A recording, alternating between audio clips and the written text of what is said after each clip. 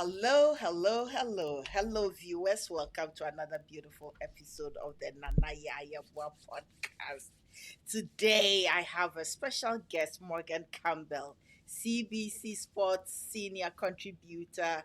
He is a veteran journalist and author of My Fighting Family, Borders and Bloodlines and the Battles That Made Us. His work has shaped conversations about race, sports, and identity. And we are excited to dive into his journey. Morgan, welcome to the show. Hey, Nana Ya Yabwa. Yes. Great to meet you. You taught me how to pronounce it. I spit it right back at you. Thank you, thank you, thank you. It is a pleasure. It is a pleasure. The question I love asking in the beginning is what motivated you to say yes to this invite? Oh, one is that especially now in 2025, given the political climate and given the fact that you have a president of the United States that has said essentially, regardless of his buzzwords, the message he's sending and by his actions that they want to whitewash the federal government, whitewash history, close down these different avenues for Black folks and other people of color uh, to work, to thrive, to express ourselves. Uh, that's what they want to do. And one, that's sort of a directive that comes down from the president. But you see these private companies uh, doing that sort of preemptively. But you also see companies in Canada doing that. I'm like, this is the federal government in the United States issuing these directives. That has nothing to do with what a private enterprise in Canada should do. But I see, Shopify getting rid of their department that was focused on elevating Black entrepreneurs. So I see what they're doing. So instead of just like sitting back and letting racists have their way all the time, there are different ways to fight back. And one, I would be doing this anyway, but two, I'm even more motivated just to help out, cooperate, help elevate other Black voices where I can, because I know these other folks are trying to shut us all down. Yeah. And they can do what they want to do, but I'm going to do what I'm going to do, which is network with other Black people. We're going to build each other up, and we're going to resist, and that's that. Yes. So that's a big part of it. And then two, I love talking about my book, just like any other author, because your book is only selling when you're talking about your book, unless you're famous and other people can talk about your book for you. But, part of it was, my book's been out for 13 months now. So I learned a lot of marketing lessons in year one that I'm applying in year two. So I'm just a lot more aggressive and intentional about marketing the book, which means saying yes to almost every podcast, unless if Fox News comes to me and says, "Can you come on our podcast?" I'll be like, "No." But again, a Black creator from Toronto. Again, I was going to do that anyway, but also, especially now, given this really organized campaign against Black voices, against Blackness, against Black history, I ain't laying down to take that, and if another Black person is out here trying to make it happen, and I'm in a position to help, and we're in a position to help each other, and that's what we're gonna do. Yes, and a big thank you. When I started the podcast, like I shared with you, it was about storytelling, the power in storytelling, and us telling our own stories from our own, experiences. And that's why I love your book. I haven't finished it, but the little I have, as much as one third or that I've gone through, it's like, okay, you are speaking to me. You are speaking to me like when I first came to Canada, the challenges I went through, those that helped me navigate were people that have already been here. So that would be like people just like yourself or your parents who were already accustomed to here, to break things down, to make me understand that ABC is what you're going through. Yes. If you are going to act or react, this is how the best way to go about it. So that is why I really, really, I picked it up and I couldn't put it down, and I still have it. I still Y- have it. Yay! Well, you said Yes. you're on page 81. It gets spicier from there. Oh The my action's really starting to pick goodness. up. Oh, well, I did see some family drama emerging with your father, and you see a woman's mind where it's going. I pick Yes, and choose the ones that's like, ooh, yes. who is this woman that your hands are touching and your fingers are going through the navel and the kids are Oh, playing in the background? yeah. Well, I don't want to.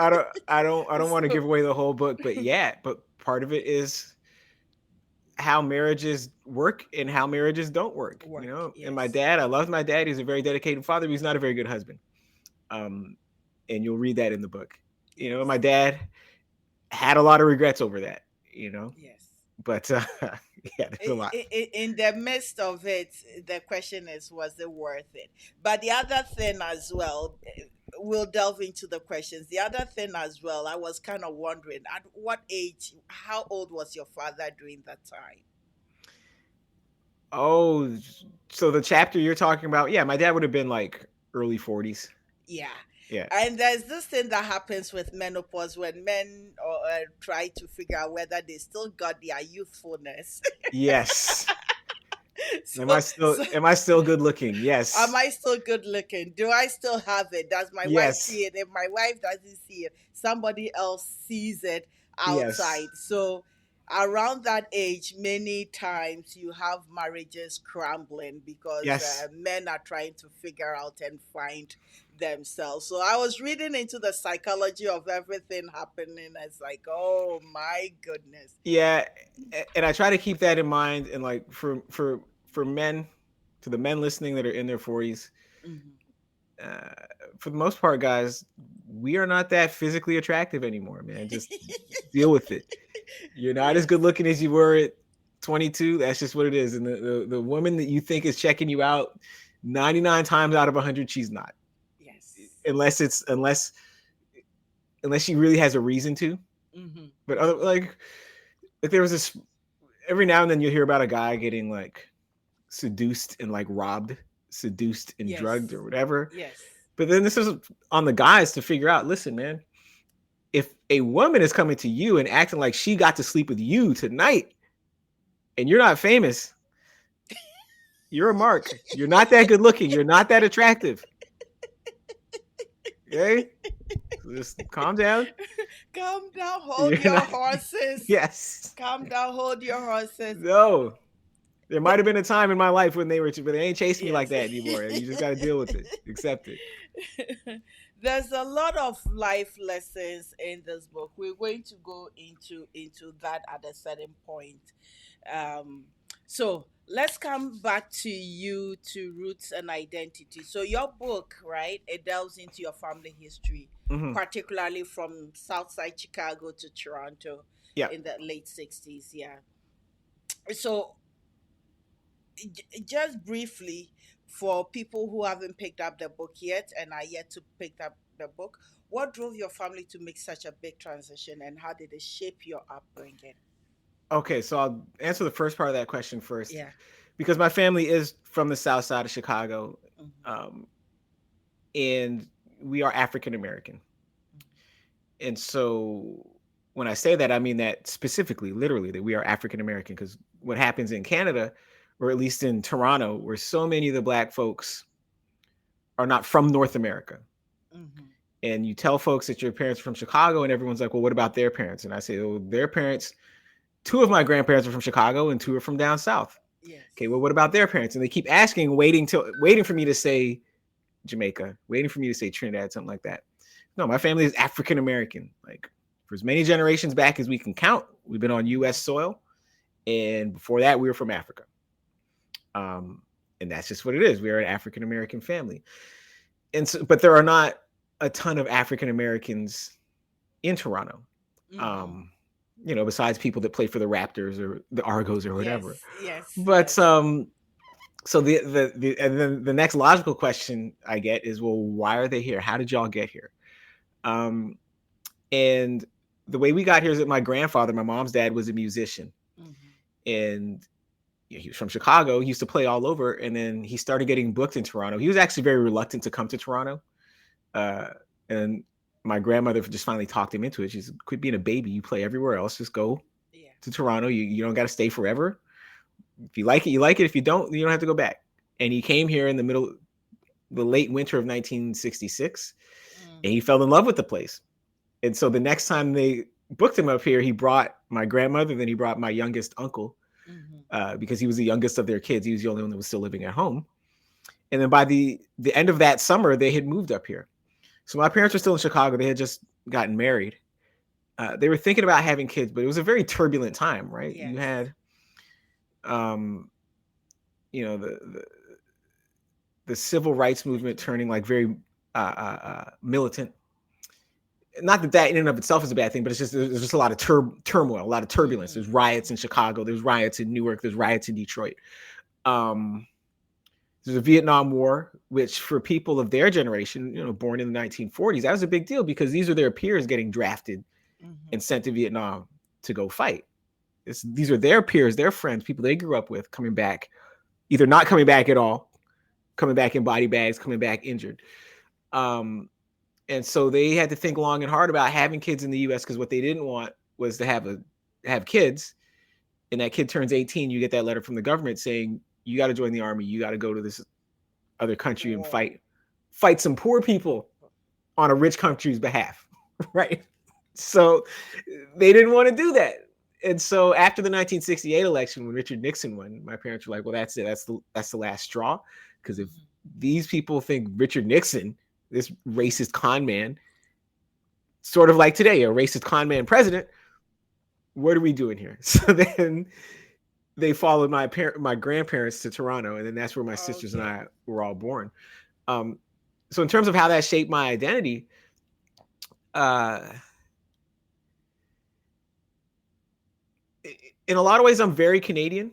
In a lot of Mm-hmm. ways, I'm very American. I'm very comfortable with being both. Both. Yeah. Um, but when I say American, I'm Black American.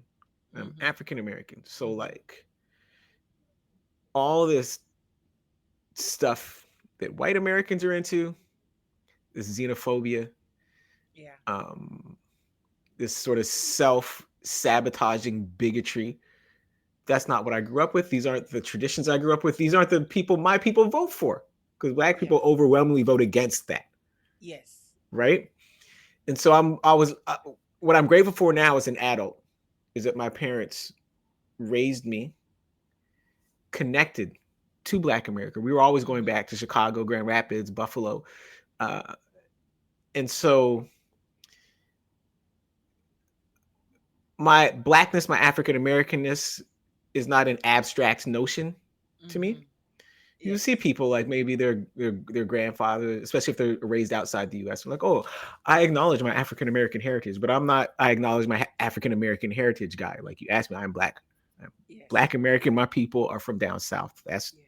who we are. I just happen to have been raised way up north. But like again, we were connected because we were always going back, and I really appreciate that. But also, and there's enough room in me for like a very Canadian identity too. So like when they were playing hockey last week, Canada Yes. versus U.S. Like I wasn't cheering for the U.S. Are you nuts?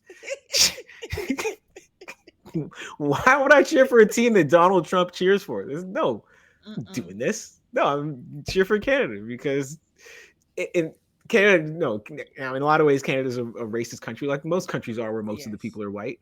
Uh, but what Canada has is free healthcare, and that's a big thing. And one of the reasons the United States has never been able to sign off on universal healthcare is because white people don't want it because they know black people will get it. And white Americans are so paranoid about black people getting something for free that they will gladly live without something that could help everyone because they don't want black people to have it.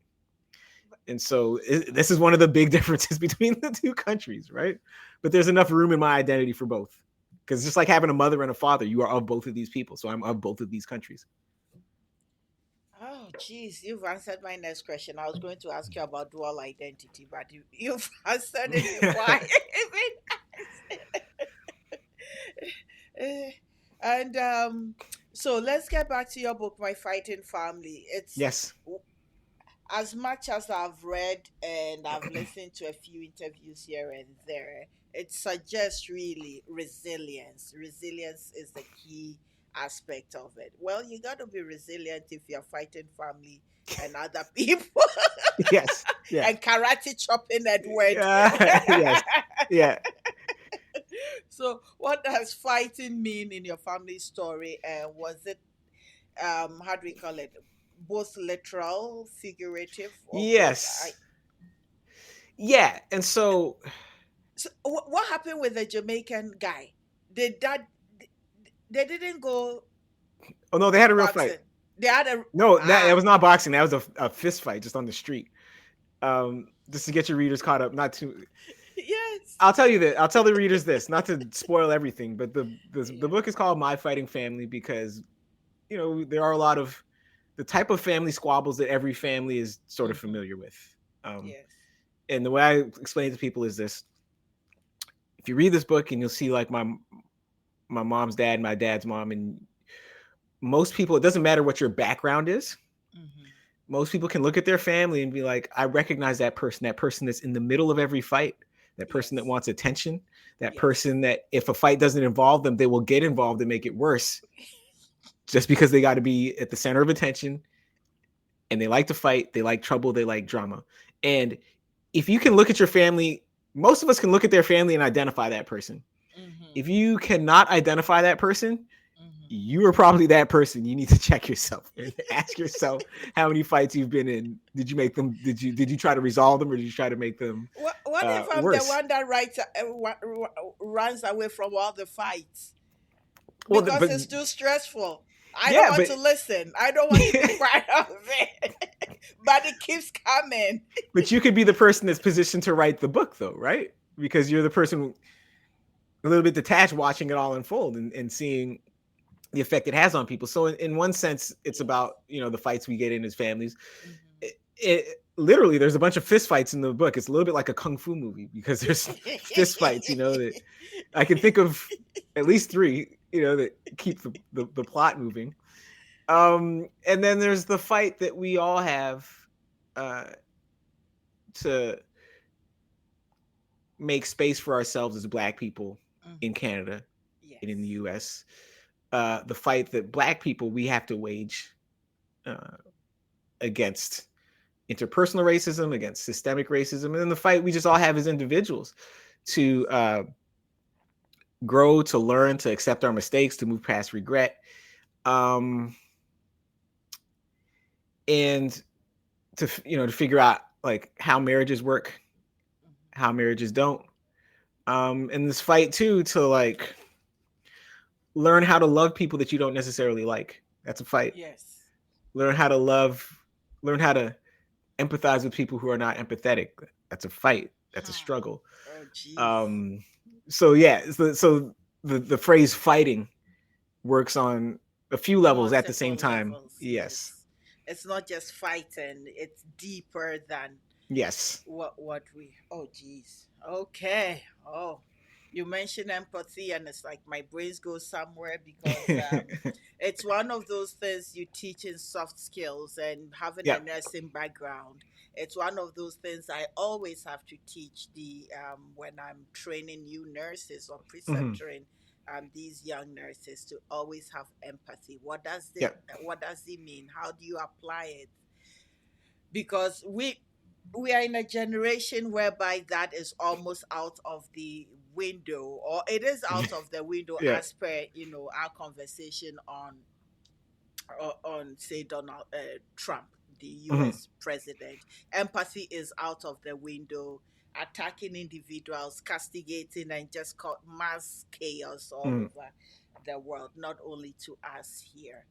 Um, but we are going to tell our story because we can and we will. And no matter how long our stories as Black people, both, Africans on the continent and in the diaspora, Hmm. generations over have been told, as at one point, Blacks on the continent thought they were better than Blacks, our brothers and sisters that were.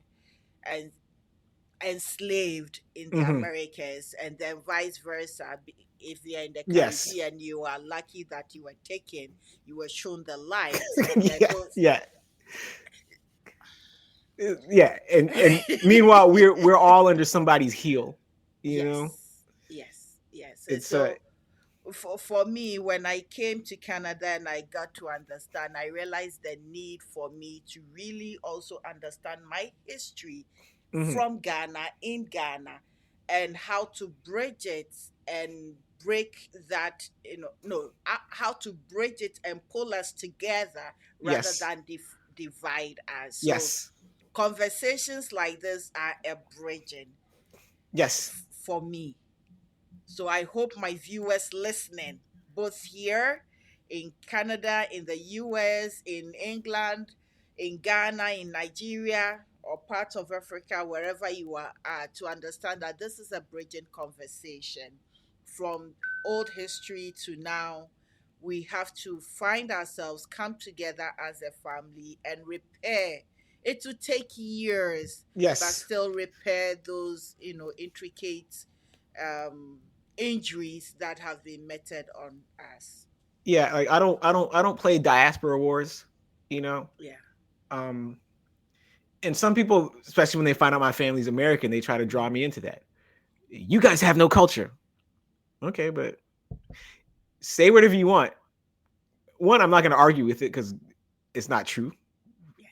And Black American culture, I say this all the time,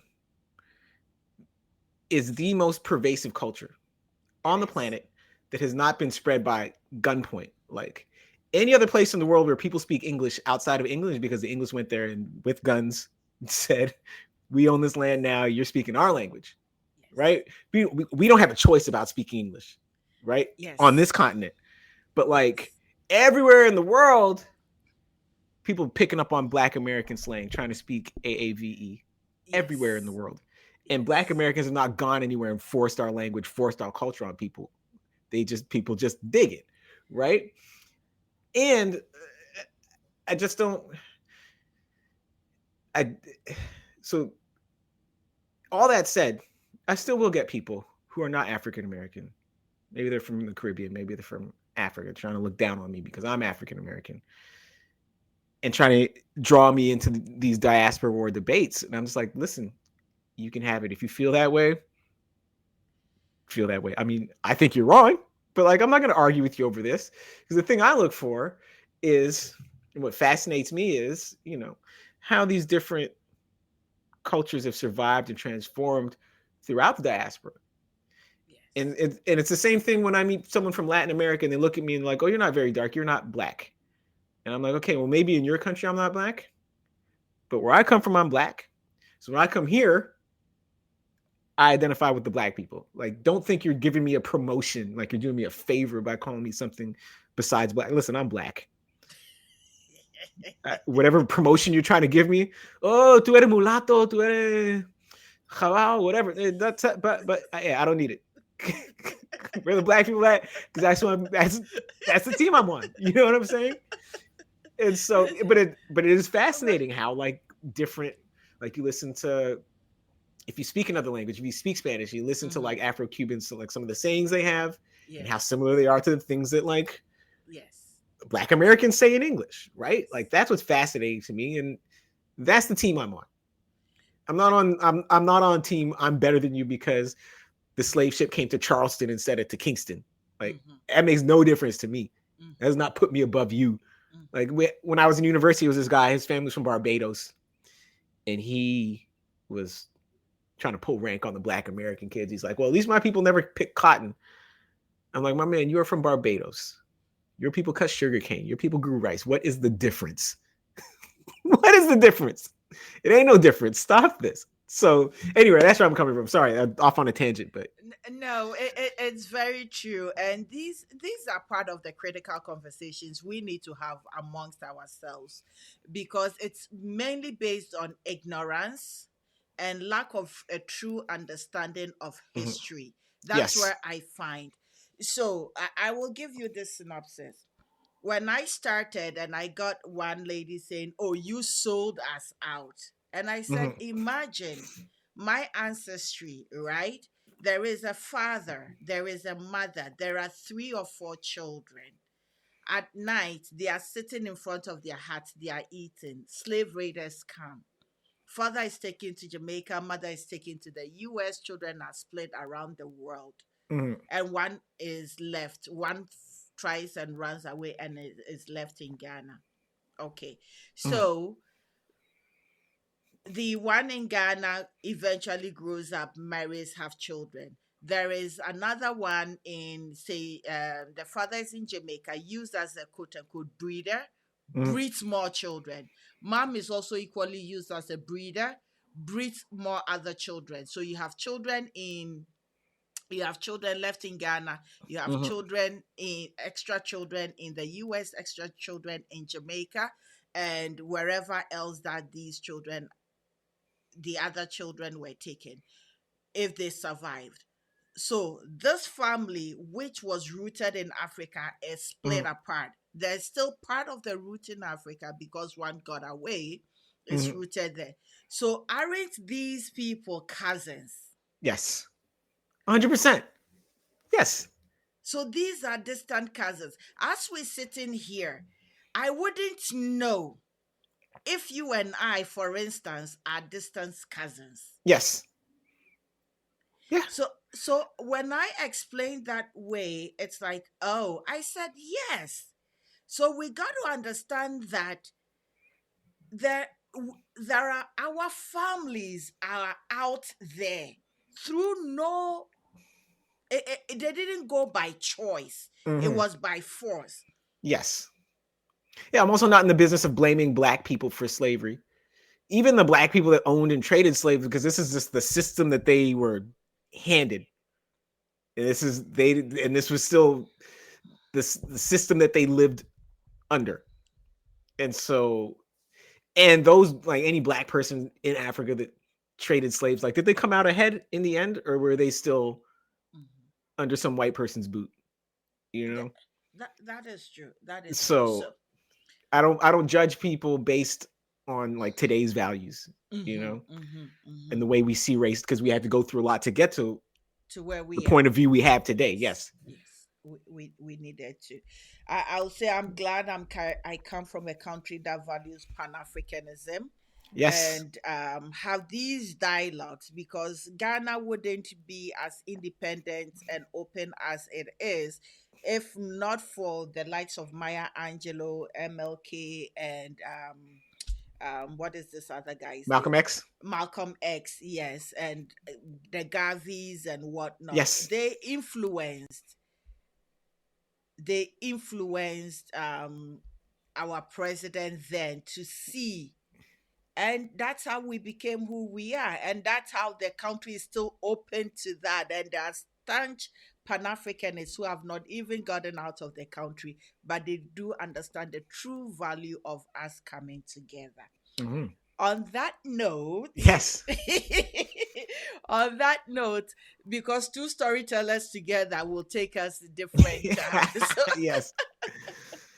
Oh, so let's go to sports journalism. Let's do it. Like, yes. So, what initially drew you to sports journalism, and what have been some of the defining moments in your journey, in your career?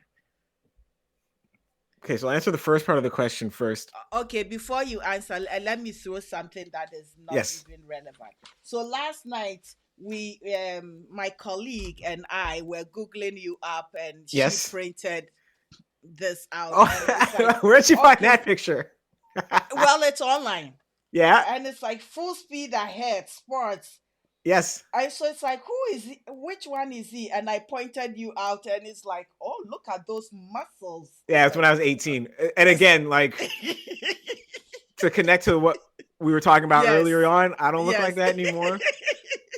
I'm not that good looking anymore. So so so we were admiring. It's like, yes, okay, when we get him on, we'll figure out if it's still there or not. no, no, no. Apparently it's not. But Hmm. there is a whole chapter in my book about that picture, about the Okay, story leading up yes. to that picture and the story behind that picture. Ah, But okay. so you're asking how I got into sports journalism. It's funny. Yes. Uh, when I was probably about 8 or 9 years old, Mm-hmm. my parents got me a subscription to Sports Illustrated. I don't even remember asking for it. I think they did it just because it was a way to get me into reading as a habit. Mm-hmm. Because books were boring, but like I liked sports, so if I Mm-hmm. liked the picture on the cover, I would start reading. Um, and that's sort of where the seed was planted before I even really knew it. And then I went to university. I went to journalism school, uh, and in the late 1990s, it was actually really hard for me to break into sports journalism because I had played football in university. Mm-hmm. So you would think that would make it easier to get into sports journalism because you played a Yes. sport at a high level. But what would happen Yes. is when I was at school, like I didn't write in the sports section at the school newspaper because I was an athlete. So there's too many Mm-hmm. conflicts of interest there. So I'd write about other stuff. But then when I got out of school and was trying to get sports writing jobs, all these recruiters would just laugh at me and they say, "Well, where's your sports writing clips?" I was like, "Well, I know how to Mm-hmm. write and I know about sports. I can put them together. It's not that difficult." And they would tell me how complex it was to write about sports. And if you haven't been doing it since you were 6 years old, there's no way you could catch up, which was a lie. But I finally I got a break here and there. I got a break about a year out of school, about a half a year out of school. I got a job at a internet magazine in Boston, but they covered high school Mm-hmm. sports. And then when I started my first internship with the Toronto Star, I started in the sports section, and that's really where I started to Mm-hmm. find myself as a sports writer. And I was back and forth between departments for a while. But Mm-hmm. what I always liked about sport as a way to tell stories is that sport is sort of a language of its own. And so, like when I talk about different languages, I speak Spanish. Mm-hmm. I kind of understand French, but in the context of sport, I'm a lot better at Spanish and a lot better at French, right? Yeah. But but also, sport is a way um, you can use sport to get into bigger conversations about race or politics or business, Mm. or you can look at race or politics or business and see how they affect sports. That's sort of a two-way street, but sport is such a convenient door to open to get people who wouldn't normally read a story about, I don't know, what it's like to escape Cuba and come to the United States through Canada or come to the United States through Panama or something like that. They might Mm-hmm. not normally read that story, but if it's about their favorite baseball player and how he made that journey, they'll read it. Mm. So that's what I always enjoyed about sport, was just a way to introduce people to ideas that they would never have thought about before. And things that people are interested in that they didn't know they were interested in because they just thought they were interested in baseball. But then you read about this guy taking a speedboat to Mexico and then going from Mexico to some camp where the major league scouts come find him. Now all of a sudden they are interested in Cuban American relations and how people find themselves over here when they started over there. So that's what I always liked about sports and sports writing. It's amazing when you speaking about that in Ngannou, the Cameroonian guy. Yes. Yes, Yeah. his story was just popping in my head that I never really paid attention to him. I just saw him fighting, but Yeah. then later on, when I heard him start speaking, telling his story, it highlighted the challenges even up north in Libya for people Yes. trying to cross. And yeah, so the things we often do not pay attention to, the nuances, but are they nuanced or they are actually big deals? And I think you found a perfect way to bring it to light. Thank you. Hey, Thank that's you. why that's why I make the medium-sized bucks. Thank you. Because even with I forget the title of the book. With basketball in the US and it being big business. I Hmm. think somebody wrote about it being the new slave Oh, $40 million plantation. slaves. Yes, $40 million slaves. I have the book Yes. somewhere, but I have Yes. no idea where it is. Yeah.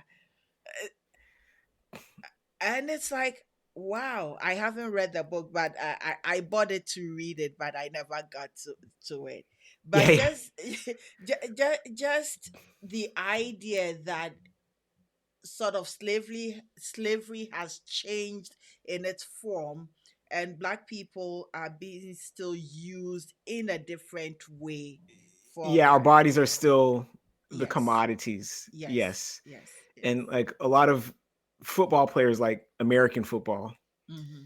will complain about it because on the way into the league, when they're leaving university and they got to go to this big event where basically they got to do all these physical tests, they got to run, they got to lift weights, they got to jump. But there's a part of it where they basically got to walk out in their underwear while all these old white men look at them, right? Look at their body. They do everything but check the teeth, right? But this is, and to a lot of the black players, they're like, yeah, this feels a little bit like a slave If it auction, feels like it is, it is. right, right. But that's it's even that world is evolving, especially American football, because American football is incredibly expensive to play, but it still winds up in a lot of high schools. It's taxpayer subsidized.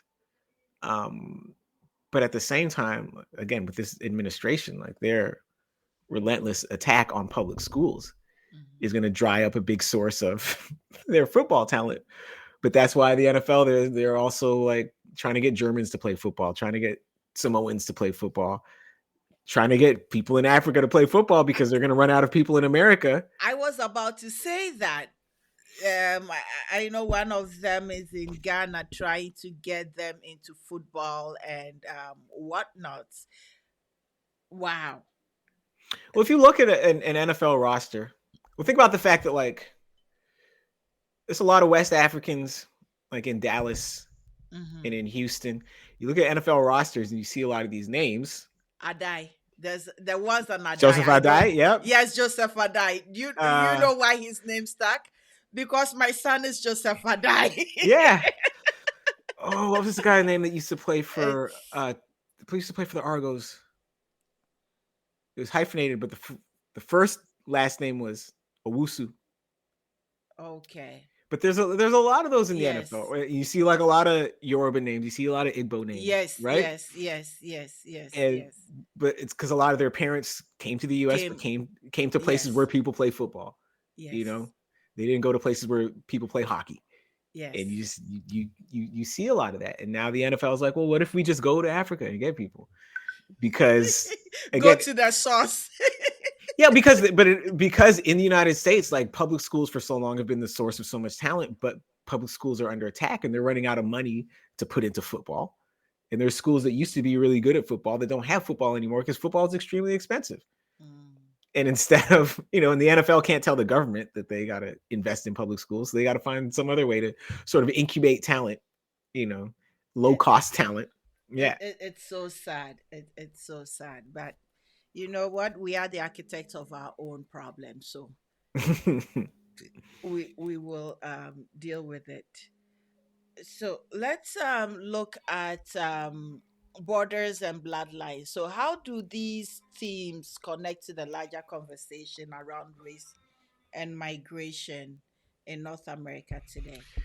So my story, like a lot of Yeah. stories from Black people that are anchored in big northern cities, it is also a great migration story Mm-hmm. because my grandparents' generation sort of straddled the Great Migration. So, of my four grandparents, I got two that were born up north, one born in Chicago, one born in New Jersey, and I got two born in Arkansas.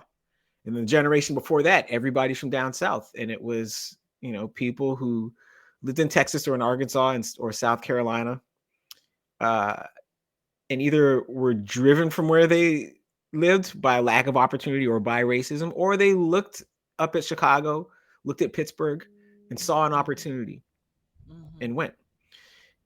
And Yes. so, one of the big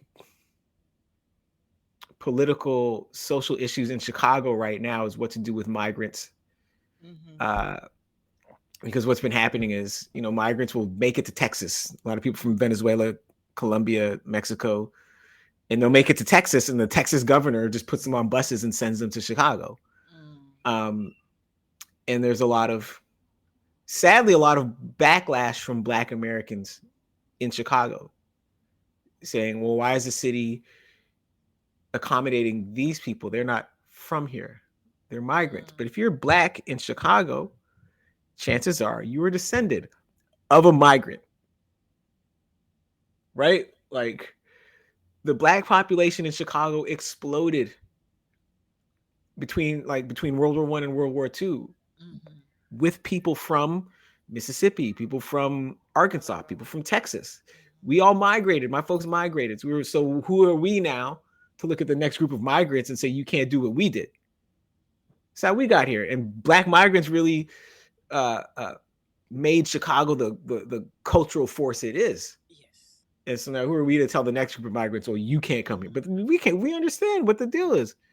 Um, and this, it's sad to me, but this is also the first time in American history, because the Republicans, especially in this election cycle, they identified that crack and they played on it, and they really played to this sense of nativism in a lot of Black Americans to turn them against migrants, to turn them against Mm. Kamala Harris, because Kamala Harris's folks are from abroad. Jamaica and yeah, Yeah. and And it Haiti. occurred to me that this is the first time in history that white Americans have invited Black Americans to their little xenophobic party. Because Mm. typically what happens in the US is Black Americans are in whatever city, immigrants come to that city, and if they are not Black, they figure out very quickly that the racial hierarchy places them above Black people. It does not Mm. matter how little time you spent in the country, you know you're better than the Black people. As I've said, Ah. as I wrote in the book, when my mom was growing up in Chicago and these people would come over from Poland or Hungary or whatever, Yep.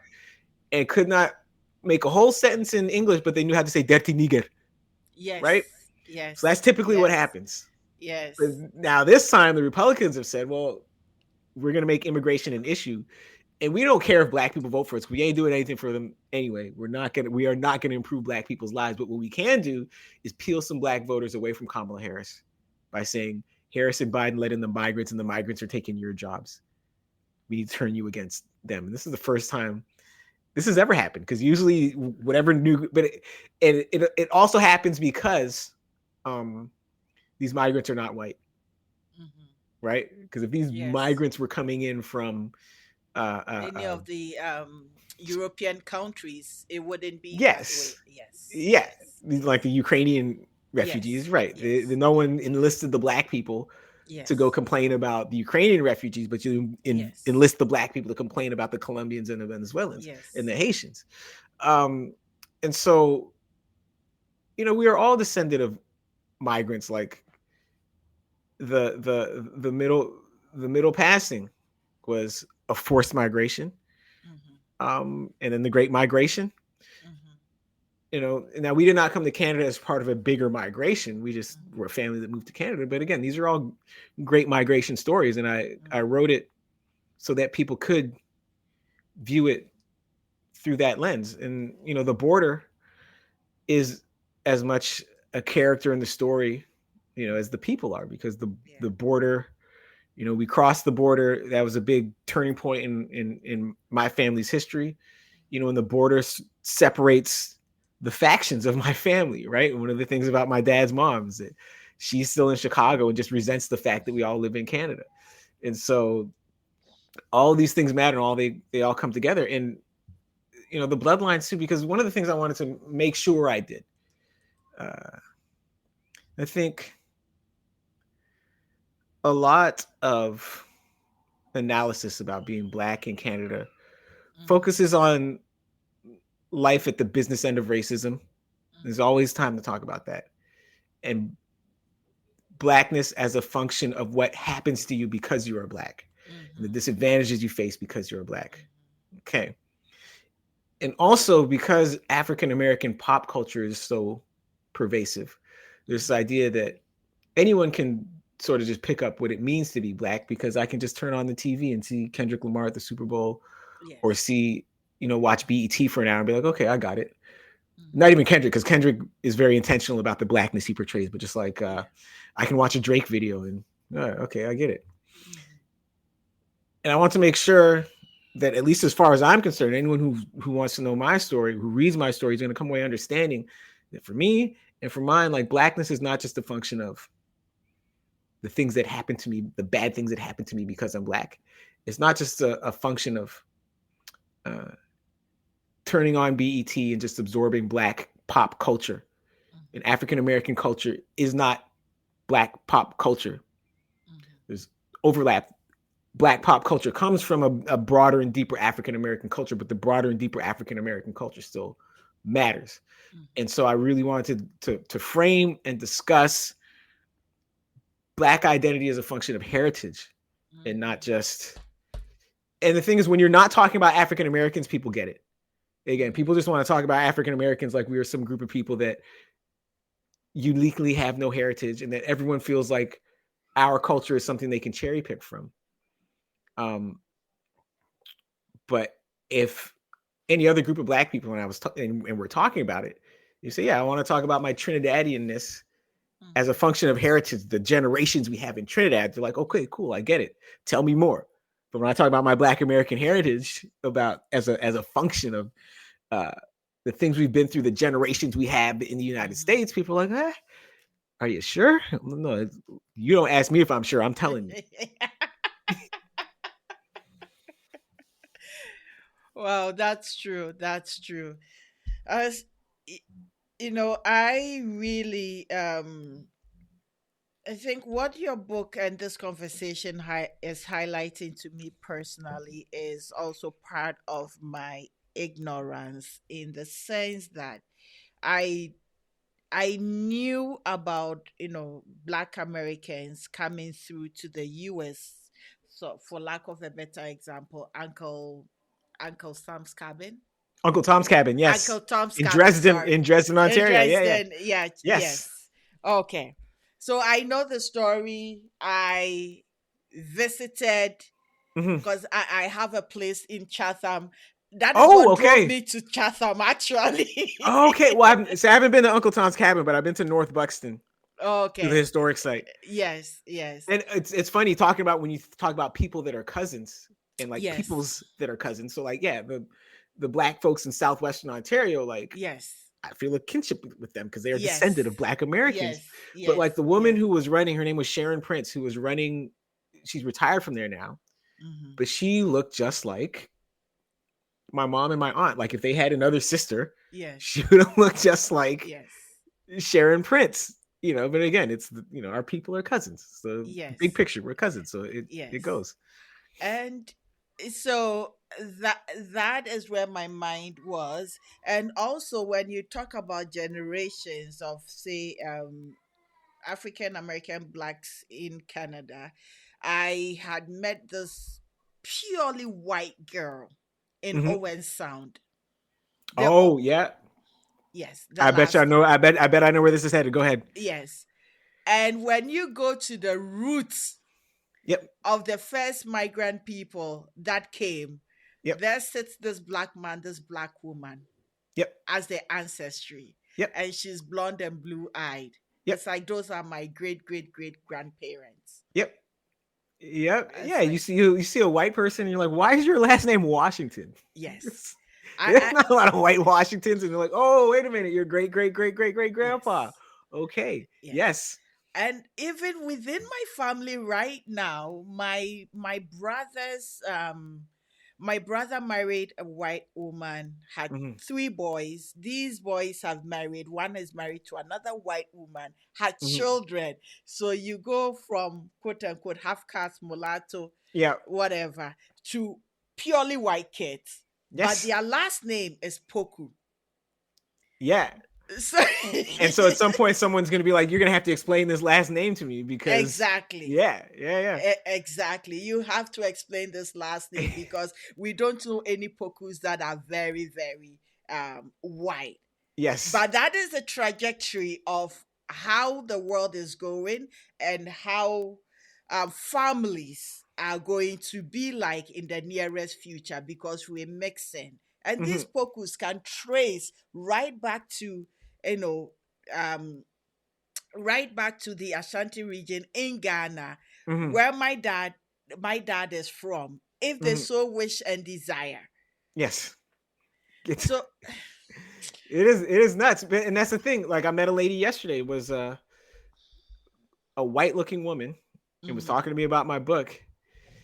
And she said, "Yeah, I got family on both sides of the border. My family's like yours." She's like, she's a little bit older than me, mhm, but her dad is a black guy from Virginia, and then he moved yeah, up here to go to school, married a white woman. But I guess the dad, I have not seen the dad. I imagine the dad is also pretty fair skinned, yes, because the woman, if she did not tell me she was black, I would not have suspected it. And yes, only because she told me she was black, I could do a sort of a secondary scan for her facial yes. features, and see a little bit of a curl to her hair, but just a bit, you know. But yeah, those folks will just jump out. They'll surprise you, man. Yes, they do. And then that brings out, what does it mean to be black when you You're have you're asking me it, right now. it begs the question, what does it mean to be black when you look at my skin tone, your skin tone, and the skin tone you are describing of her, and it's deep. Yeah, and it's also it's a function of a combination of genotype, phenotype, and then how that Hmm. person And identifies. culture, yeah. Um, and people get mad at me when I say this, but I only say it because it's true. And again, you take it outside the context of African Americanness, and Hmm. you get it. Like some people are blacker than other people culturally, and Yes. and if you disagree with that, it's because you don't think Black Americans have any culture. Hmm. Black Americans have culture, and so that's controversial if I put it in the context of African Americanness. But in the context of any other culture in the Black diaspora, you get it. So like the kids I grew up with, their parents are from Barbados. Hmm. Are those kids as Bajan as their parents are? No, they're not, No, they're because they not. grew up here. Their parents grew up in Bridgetown. Yes. Do you see what I'm saying? Yes, yes, I yes. am black. I'm 100% black. I'm not as black as my parents because my parents came from the south side of Chicago. Yes, You see yes, what I'm yes, saying? yes, yes, And so we don't have to pretend, that at a cultural level, everybody's the same. And the people, because what I do find is like a lot of bad faith actors who are like tangentially connected to their blackness hmm can also use that to sort of position themselves as spokespeople for black people when their real job is just to scold and to undermine black people, right? Like that would be a Candace Owens, uh, or like Kelly Holmes used to be on CNN. She was like half. One of her parents was from Zimbabwe and one was white American, but she was very hmm conservative, right? hmm hmm But she fits the range of phenotypes that we call black. She's within that range. All right, She's speaking you're for all of us, yes, and then telling white people that all of us are but doesn't deficient, have our lazy, blah blah blah. experience. Yeah, and just not connected culturally. But then when you point out you're not connected culturally, then they get mad at you. How dare you diminish my black? Yeah, well, I'm doing it. Because my parents could do it to me because I'm not from the South Side of Chicago. They are, Yeah. and it's a level of immersion in African American culture that they had Hmm. growing up that I did not have growing up. Like I had it in my house, but they had it everywhere. There's a Everywhere. difference, Yeah. Yeah. and so it's we shouldn't have to pretend there's no difference, but we do. But again, that opens a lot of space for like the worst bad faith actors to come in, Hmm.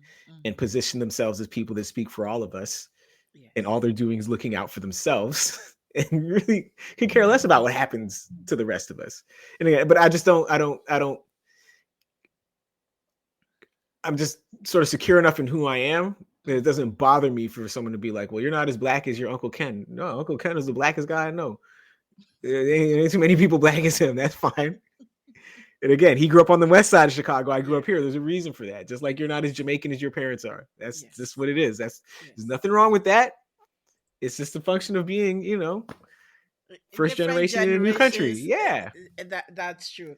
For instance, myself, between myself and my dad, even though I came here very early in my 20s and went to Mhm. university here, from high school to university is a different experience and understanding of Canadian Yes. culture because of the people that, for instance, I immersed myself with earlier on doing spoken word on the stages downtown Hmm. Toronto.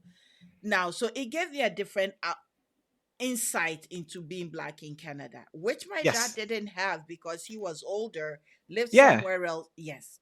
Now, my children are different in a sense that they were born here. They had a 2 or 3 year immersion in Ghana, came back. They've forgotten most of it.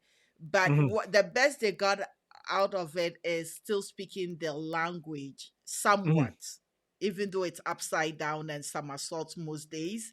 I say, Yes. I'll take it as it is and we'll still work on it. Yes. Yes. My daughter came to me one day and said, Mommy, I want to speak pidgin English. I said, why? Because she has some Nigerian friends in school who speak pidgin English and she wants to speak pidgin English so that they Hmm. can code switch. And it's like, oh, okay. And she's coming to me because I speak pidgin English and I cut across, so I should teach her. And Yeah. the question is, how do I teach you pidgin English? Because I picked up. Yeah. I picked up as a kid living in Nigeria with other children, and for some reason it got stuck in my head. And Hmm. meeting other Nigerians here, I realized that within my profession, when the person comes and is Nigerian, I can code switch very easily to Yes. yeah. So it's like, how do I teach that? But what I'm driving at is the importance of that cultural nuance that she wants Yes. to learn. She doesn't have what I have. That's also what fascinates me about different uh, black diasporic languages and dialects is that they defy formal teaching. And like, you can't go to a class and learn Mm, African American vernacular English, and they could probably teach it to you, and you would still sound like a robot you speaking. gotta live it. You got the only way to learn any of these languages properly is immersion. That's it. And you sink or swim, and that's it. And that's beautiful to me because that's like as hard as these AI models try to sound like black people, they can't do it. They can't. You cannot replicate it. And their We culture we and we their create codes that, nuances. yeah, and we as black people just continue creating codes that no computer can crack, and I think that's awesome. We And are again, that's something also, else, eh? yeah, that's also why again, that's also why I don't get in these diaspora war arguments because I focus on the things that we do well and the things that like the things we have in common. Not to say that the things that we have in common that have a different spin everywhere you go. Mm-hmm. That's what's Mm-hmm. fascinating to me. I'm going to Yes. fight with you over this. I'm not going to fight with you over the way you speak English versus the way they speak Creole. No, no, no, no, no. I want to hear it. Tell me how you speak it in your country. Tell me how Yes. you say it. But again, Yes. and it just anywhere you go, there's black people speaking a form of a language that some computer is trying to figure out, and they never will. Like years ago, somebody told me I should speak a good, proper English, and at that time I thought I was a reader. I was working in some factory. Every time you see me Mhm. with a book reading and whatnot, and this girl who, in my view, did not even speak English properly, is telling me to speak proper English because she couldn't understand what I was referring to. Because at that time I sounded more British than Oh, I do a lot of what I call street English these days. yeah, Break it yeah, yeah, down. Let's just go. No formality. yeah, exactly. And she told me to speak proper English. And one Ghanaian woman whose broken English raised into her. What do you mean she speaks better English than you? Do you know English? It's like, I Yeah, your mean, English is fine. I understand everything you're saying. I say, if you don't understand my English, get an English translator. You get an. Exactly. It's like that's how I deal with it these days. Yes. If you don't understand me, get an English translator. But I realize that nuances, people get lost in the nuances that comes out Mhm. in my speech, Yes. and it's like, you know what? I am not even going to. break it down and whatnot. Somebody else will explain it to you. Exactly. Lessons and legacy. Whoo. Okay. So, my fighting family. Your family's history is really, really filled with a lot of rich and complex stories. At least, what Like I I said, don't. it gets spicier. Just keep It reading. gets spicier. Okay. Wait till you see my dad's dad. That I, it's a I, lot. I realize that that man is a troublemaker. My mom's dad. Claude. Yes, he's a troublemaker. What I'm saying is, in about 2 chapters from now, you will also see my dad's dad. He's a lot. So so the grandmother. Okay. So So so this whole book, my dad's mother, she's a widow. So my dad's dad died like in the early 70s, oh but he makes sort of a posthumous appearance in a chapter yes. called Chicago 1992. But it's a lot. Like I said, the book's about to get each chapter from here gets Okay. spicier. I I I got it. I got it. I got it. So let's say, was there anything surprising, like whilst you were writing this book, anything unexpected that you discovered about your roots? Any hidden secrets that came up? Not necessarily, only because so much of this stuff was stuff that we would talk about in the family anyway. Mm, Again, because my parents, like, they each were pretty adamant about like making sure we knew where we came from and where they mm, came from and where their mm, folks came from. mm, Um, One of the things that, well, I'll give you an example. Uh, and for the people that haven't read the book yet, it's a bit of a spoiler, but there's a part where a mob enforcer, mm, like a mm. guy that works for the mafia, is a very well-known mafia enforcer in Chicago, Yes. offers to kill, uh, Yes. offers to kill Yes. my grandparents' next door neighbors. Yes. Yes. Okay, that is a true story. Okay, so what happened now Yes. was my grandfather used to tell that story, and he would never. All he For him was all about the punchline. Mm-hmm. He would say, "Yeah," and then the guy said, Mm-hmm. "I'll go take care of them." Mm-hmm. Uh-huh. But he would Mm-hmm. never specify who that person was. Mm. Okay, and my grandpa when he would retell the story, he just wanted to get to the punchline where Yes. the and he never even said the guy was like a hitman specifically. He just said he was a mob guy who used to come Yes. listen to him play music.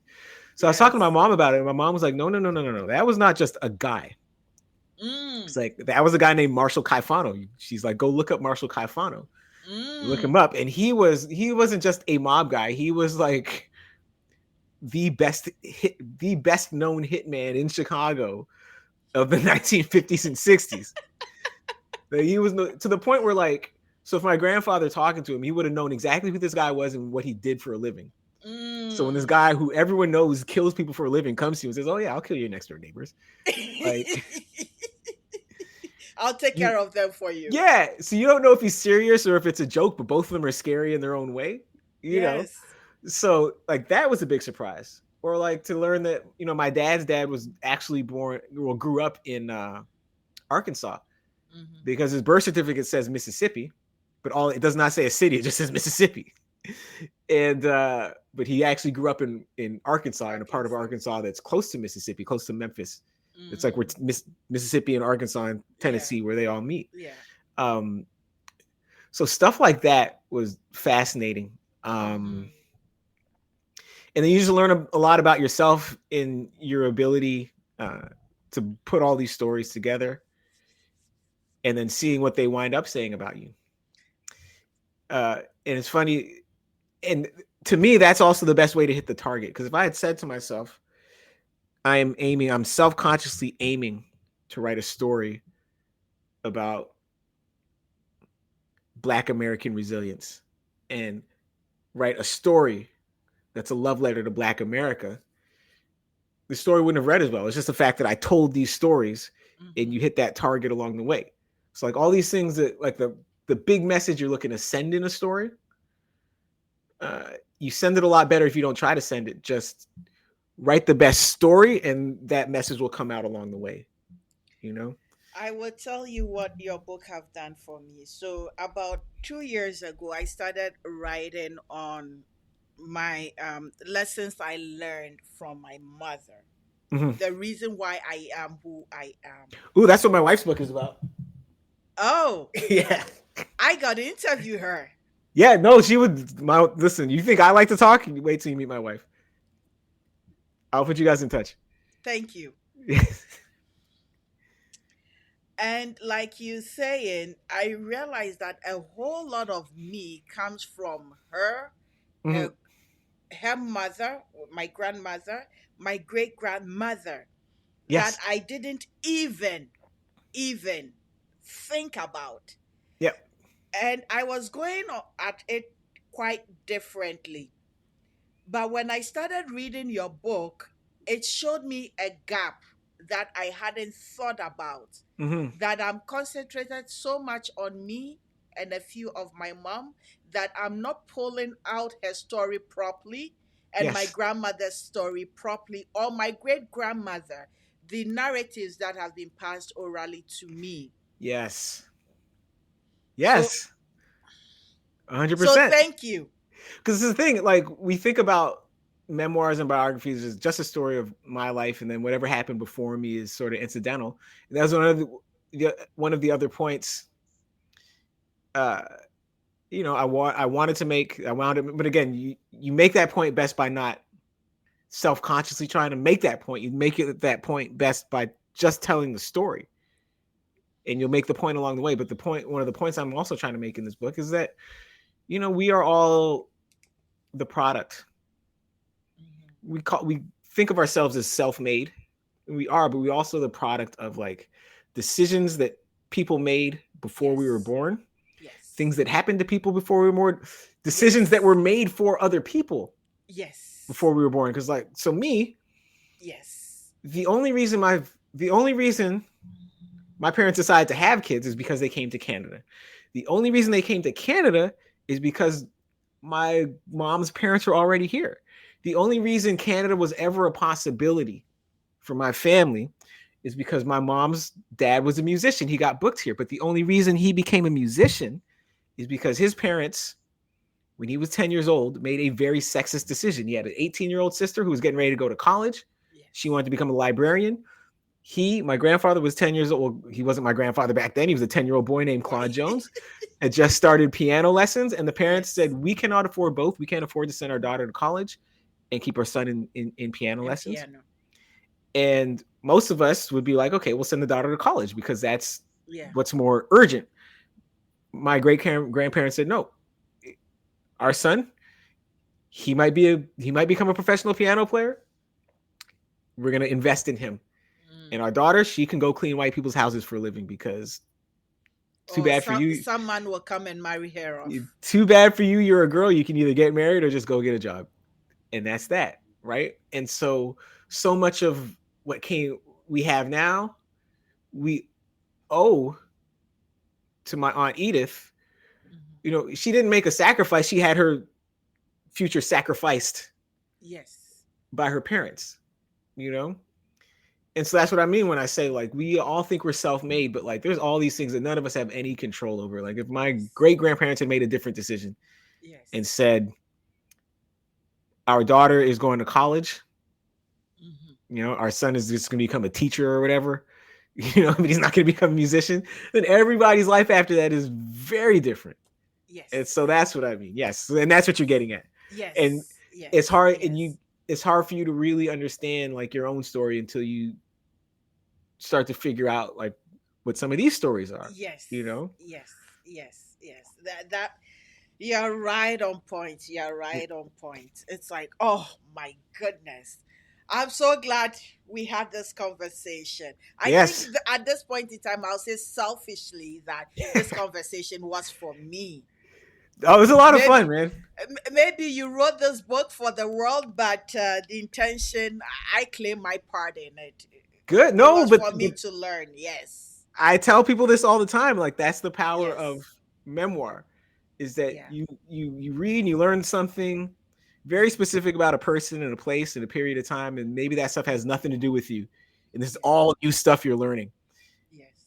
But then you also, in the life of someone who's the details of their life are nothing like yours, you still wind up seeing your own experiences, Yeah. reflected and magnified.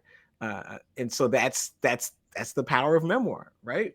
It's a You're from human Ghana. I'm story. from Yeah. I'm from Chicago, and like a lot of this stuff is very different. But like, yeah, the stuff about meddling family members, like you get that, Yes. right? The You, stuff about yes. like really having to understand what makes your parents tick Mm-hmm. before you can Mm-hmm. really understand your own story. Like Yes. that has nothing to do with where I'm coming from specifically. Like you could be white, you could be Asian, it don't matter. That's still one of the things that Yeah. helps you unlock the story. You So know, so, that's sometimes when you're running away from being like your mother, you end up more like her. You yes. hear yourself. It's like, is it my mother speaking or it's Uh, me? well, this is well, this is like I you'll read it It's in a few chapters from now. Like that's the decision I had to make in terms of whether or not to pursue music seriously. Is like I did a little mm, saxophone in grade 7, grade yeah. 8, but like in my family, there's a lot of musicians, and every generation, one person says I'm going to do music, and then all the older musicians they pull the person aside and say don't do it. You don't want this. This life is too stressful. Blah blah blah blah blah blah. So here I am at like 13, 14. I'm like, yeah, I'm not going to do music. It's too stressful. And now here I am as a writer, and it's every bit as stressful and stable as As doing music. There's music, no yeah. difference. There is no difference. And here I was trying to avoid the drama, that my grandpa and my uncle warned me about. And But there's still drama. yeah, It's life full yeah. of drama. It's so I just recently realized that I could paint. And as my Okay. son said, you do abstract painting. I had no idea. I was doing it for stress relief. Yeah, But no, that's a good skill to have, man. but but now I do painting. That's not my painting, by the way. I bought it. Okay. Yes, but I figured if I could do it, then I'm not going to pay anybody. I'm going to get a canvas and stress relief on the canvas. Exactly. And things that my dad didn't do, which is he wrote but he didn't publish. Yes. I did my poetry and published Good. it. Yes. And so there are a lot of things that creativity is within the family, but it's not explored outside much. I think I have pushed that boundary of that creativity to bring it out. Now Yes. I see my children. My son is doing graphic design in college, and so I see that. And my daughter is also all over in music, graphic, Hmm. in painting, in trying to write stories and everything. So they are all. It's like, okay, you guys continue. Exactly. Exactly. Continue. The other generation didn't do it, but because I kind of pushed it, others are trying to, Hmm. also push it further. And I hope they do better than I did. Yes. So if there is one or two lessons or a message you hope readers will take from my fighting family, what would it be? One, don't be that person. See what I'm saying? The person that jumps into every family fight, starts it, makes it worse. As you read the book, like Yeah. again, I do my best to have great empathy for my mom's dad and my dad's mom, but Yeah. they were petty, troublemaking grudge holders. You know, they were. But without And them too, this story wouldn't have been spicy. yes, so they help make the story go, but our lives are a lot more peaceful. They both Miserable. passed away because now, like, if two people get into a fight, the two people can also solve it without Yes. some third person coming in and making it worse. Yes. That's the big lesson. Don't be that person, right? Be the Yes. person that solves the fights. Don't be the person that's just like making everything worse all the time. Don't be that person. Okay. Um, Two is again, whether it's in the books you read or if you are a writer or just someone who thinks about how you came to be the person you are, like give some thought to the things that happened that you could not control, Mm. that put you in the position you're in now. Yeah. You know, uh, like another thing, like uh, you'll read at the end of the book, like my mom's dad, he was in the army during World War II. He was getting ready to Mm-hmm. go to basic training, and he didn't want to go. He didn't know how to shoot guns. He was not built to be in a trench, Yes. and he's not a guy that liked to listen to people. He knew everything, right? You've read enough. He knows everything about everything. He's like, so for him to like be in the army taking orders, it was It never going wouldn't to go work very well. well. So what happened Yeah. was he was getting ready to go to basic training. He's outside Union Station in Chicago. Mm-hmm. So the way he would tell the story is that he just happened to step off the curb as a taxi was driving by, and it broke his foot. And so then he couldn't get on this troop train and go to basic training. He had to go to the hospital. They put a cast on his leg, and then when he finally winds up in the army, because he got this injury, they put him to work in an office because he knew how to type. And that's sort of how he, right? Bypassed it. Yeah.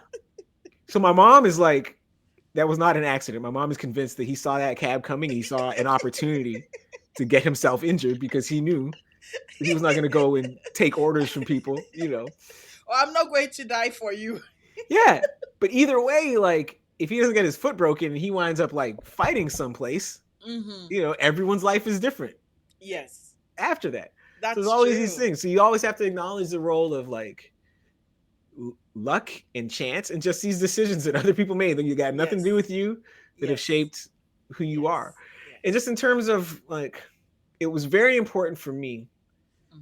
to sort of add my family's story to this canon of Black Canadian literature, because Right. there aren't a ton of, not a lot of Black Americans here, but there are people here like us. I come Mm-hmm. across us sometimes in public, Mm-hmm. and I really want to be able to tell a story about, because especially because, again, so many different types of people in every country in the world borrow so heavily from Black From American us. culture, Yes. right? And I wanted to really add something to the conversation that comes straight from the source. So you're not Mm-hmm. borrowing this from anywhere. I'm not borrowing from anywhere. This is what I lived. Mm-hmm. Um, I'm not co-opting somebody's culture.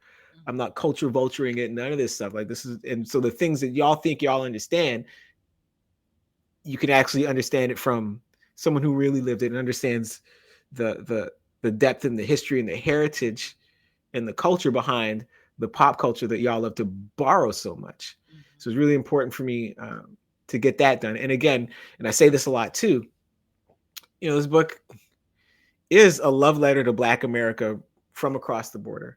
Mm-hmm. Because I say this all the time. I say this in a lot of interviews that, uh, the saying, like, imitation is the sincerest form of flattery. Mm-hmm. Black America gets a lot of flattery via imitation because so many different people in so many different Yes. places in the world want to imitate how we dress, how we walk, how we talk, Yes. how we rap, how we sing, Yes. all of this. A Yes. lot of imitation, but not a lot of authentic love. Yes. Um, so I want to They send they a love. only what they only want what you have, but they Yes. don't want you Yeah, that you are producing that. yes. So I wanted to send some authentic, heartfelt love to Black America, Mm. because if nobody else appreciates what it means to be Black and American outside the United States and inside the United States, I appreciate it. And Mm-hmm. I appreciate the folks that I come from, the folks that made me, and the folks that do so much of the cultural heavy lifting Mm-hmm. almost everywhere in the world. So that's what I Yes. wanted to do. Beautiful. So what's next for you? Let me see. A whole lot of freelance writing, as I was saying to you offline. I got a Mm-hmm. bunch of stuff coming up for CBC. Got something coming that's in the West End Phoenix today. Today's February 22nd. So if this Yes. publishes after, like, if you're out in the West End, you see the West End Phoenix, a Yes. story about two boxers from Mexico. It's called They Came to Fight.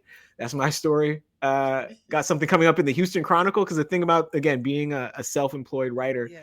is that you just got to be active everywhere all the time at once. Got a few book signings coming up. When? Oh yeah, and by the time this comes out, when is it coming out? Next Friday. Okay. So When is your book signing? I just finished one on February 21st, That but was yesterday. okay, so hold on because I have to double check the date because there's a big announcement coming up soon. Mm-hmm. Ooh, so this is coming out next Friday, Yes. the 28th. Yes. Okay, so by then, all right. So yes, so by Friday 28th, it will be public Mm-hmm. that I'm doing a bunch of stuff in the springtime at the Festival of Literary Diversity in Brampton. So that Oh, news okay. doesn't become official, and don't go talking to anyone about it between now and tomorrow because that news does not become official public information until Sunday the 23rd. But yeah, it's a big deal because that's the biggest literary festival of its type So in do I Canada. cut this part out? Um, keep an eye on Instagram because the schedule they sent me says that their announcement of my participation in the event comes out on Sunday, the 23rd. Tomorrow. Yeah, so if this comes out the 28th, we're good. Okay. Because and you know the way I like any place where I'm appearing, like I like to publicize it early. Okay. So yeah, February. Sorry, in first weekend in May, I'll be at the Fold Festival of Literary Diversity in Brampton. Yes. Um, September in Chicago, I'll be at the Southside Lit Fest. That's really important to me because Oh, it's that's right on the South Side of Chicago, and so many of the stories and anecdotes in this book take place in the same neighborhood that this literary festival takes place. yes. So said all that to say this. Again, as a self-employed writer, you got to stay busy. You're always doing some of everything, and in Yes. between the springtime book festival and the late summer book festival, probably some more stuff will come up in between because you're always sort of working on that stuff. And I have Amen. been like networking with other Black authors to see how we can support each other with smaller events. Yes. So Yes. to Yes. call back to what we talked about at the very top of this Yes. conversation, so much of the corporate world now is like somewhere between indifferent to what Black folks need and what Black folks can deliver, Mm-hmm. and just like doing the most cowardly thing and tossing us overboard because Donald Trump's throwing a temper tantrum. Mm-hmm. And they can do that if they want, but like, listen, if we as different types of Black people were not resourceful and resilient Mm-hmm. and smart and reactive and adaptable, we wouldn't be here right now. Right? So That we're here is for a reason, for and sure. the things that got us here, the tools that got us here are the tools that are going to keep us here and keep us Yes. pushing forward. And like, yeah, I just made that decision. I'm not letting Donald Trump stop me from telling my story, stop me from helping other people tell their stories, stop us from building community. Because this is ain't nobody coming to save us, man. Nobody. We got to do it Yes. ourselves. And on the flip side, I do believe with everything that we deem negative, there's actually a positive to it. Mm-hmm. This is the drive for us to be actually be grounded in our story and tell Yes. our stories the more. Well, I look at these Mhm. white Canadians finally discovering like some authentic sense of patriotism because the specter of Yes. annexation now is looming. Because Yes. all white Canadians have been telling us and telling each other for the last 3 years is that Canada sucks, Canada sucks, Canada's broken because you listen to Pierre Poilievre. That's all he's ever told people. Yes. And Now, now Donald Trump says, "All right, well, let me swallow you up." And they're like, "Oh, wait a minute, I actually love this place." Yeah, I'm okay. Yeah, you should have acted like it the last 5 years. If this is what it takes to get you off your butt, and serve the country the way you actually should, because you claim to love this place. All right, then let's do it. now you see proudly Canadian everywhere. Yes, Proudly yes, Canadian. It's like now you understand that your healthcare is not as yes. crappy as you think, because now if the US takes over cash and carry, and many of us don't Listen, have that kind of money. most people don't. Most Uh, people don't. What is yes, it? What is the number one cause of bankruptcy in the United States? healthcare, Medical debt. Exactly. medical debt, yes. and, So and this is what I say for us. Okay, let's say we think healthcare is free. It is not free. Because we pay the high taxes, that is how our healthcare gets Yes. covered. A day I work in a rural hospital. A day there, admission is about $2,300 or $2,400 a Hmm. night. In the big hospitals, it's about 2,700. Hmm. So if you spend 2 days in the hospital, look at how you cover it. And why do Yes. I know this? Because I got inquisitive with people coming to have their babies here. What are the financial charges? When they pay, when it's broken down by the finance department, it's Hmm. like, wow. To get an epidural ranges from between 1,000 to 1,700, and Hmm. the anesthesiologist will prefer cash. Exactly. Right. So all these things are there, but you and I live here, so we think it's free. We don't respect it and whatnot. But if it changes to cash and carry, I'll have to probably mortgage or remortgage my Yes. house to get health care. Not to mention the fact that for regular people, the taxes are not that much lower, if at all. Like the tax savings always accrue to the richest people. The normal people we will always still be paying taxes. So you go to U.S. style private healthcare, the Yep. taxes you're paying that does not go down at all, but your medical bills skyrocket. But Yep. you can't. It's tough to convince people of that until it happens to them. Much like a lot of these people that voted for Trump now, and now they're losing their jobs because he's cutting Yes. U.S. aid, he's firing all these government workers, and they said, "Oh, we didn't think it would happen to us." Well, now it's happened to you, and this is what people tried to warn you about. It's what But people tried to I'm protect you glad from. he's cutting US aid, Oh, because around the world it is food sovereignty for many African countries to pick up oh, and work it, because the US aid did not help Africa. It helped. interesting. It did the opposite of creating dependency. Oh, So yes, on foods that have been, or GMO foods that are not authentic to Africa. oh, got Now you, got you, got you. we need to, for instance, our corn, our own corn or maize, grow the damn thing. Yes, Grow the damn thing. Have your silos or whatnot to keep the surpluses or excesses, yes, and give it to your population. yes. Many of them are not GMOs because we still have the old, the natural seeds, not Yep. these agriculturally. If I didn't come to Canada, I didn't even know what was a sweet corn. I never knew sweet corn. I just knew corn that you chew. You Yeah. exercise your, not this corn with sugar. Oh, Anyways, that it's is that's everywhere over here.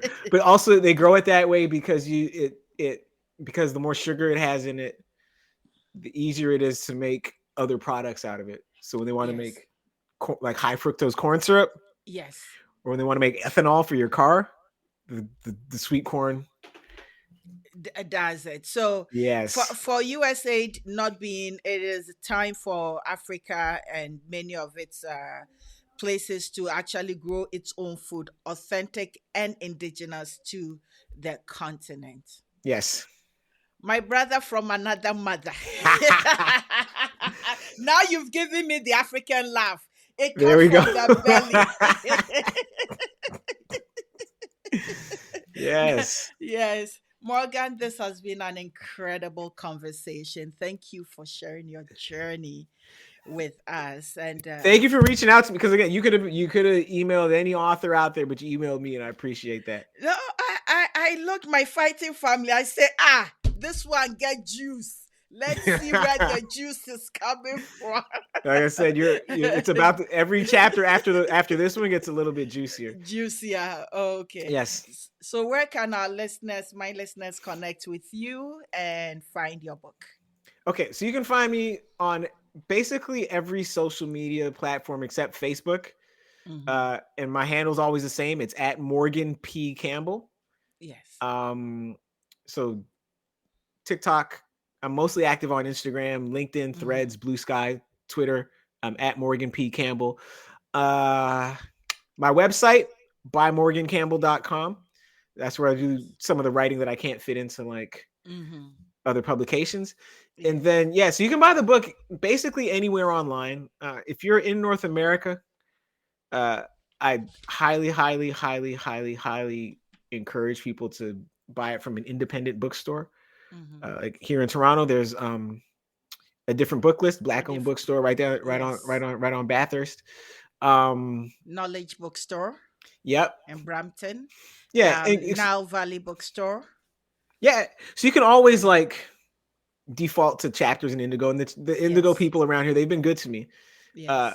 but they also just get so much more corporate support than your average Mm-hmm. indie. That I always, encourage Mm-hmm. people to use Mm-hmm. independent bookstores.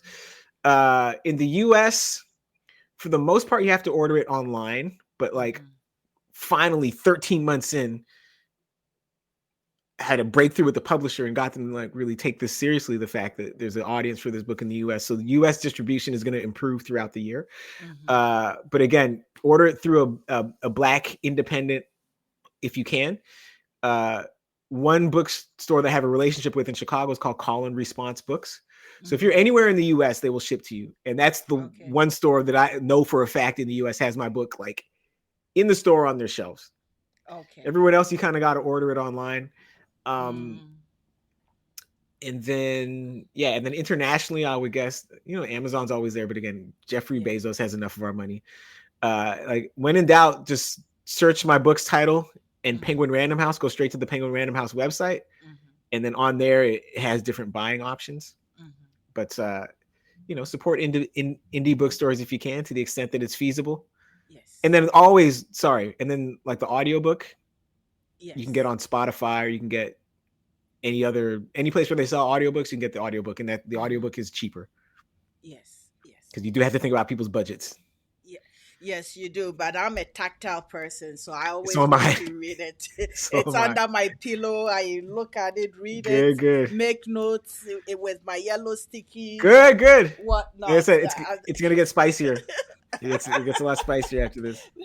That means I'm not working tonight. I will read it. Good, good. And then make sure everyone give it a 5-star rating wherever you read. So whether it's on Goodreads, Yes. Indigo, Amazon, give it that 5-star rating. Because the thing is, as organic as we try to be, we're still Hmm. beholden to the algorithms, and all the Yes. algorithm cares about is if this thing is getting 5-star ratings. So Yes. it's Yes. Yes. very strange. Your book could Yes. stink, but if people are giving it 5-star ratings, the algorithm likes it. Oh, guys, that is it for today. On the Nana Yayabwa podcast. If you enjoyed this conversation, please do not forget to subscribe, rate, and leave a review.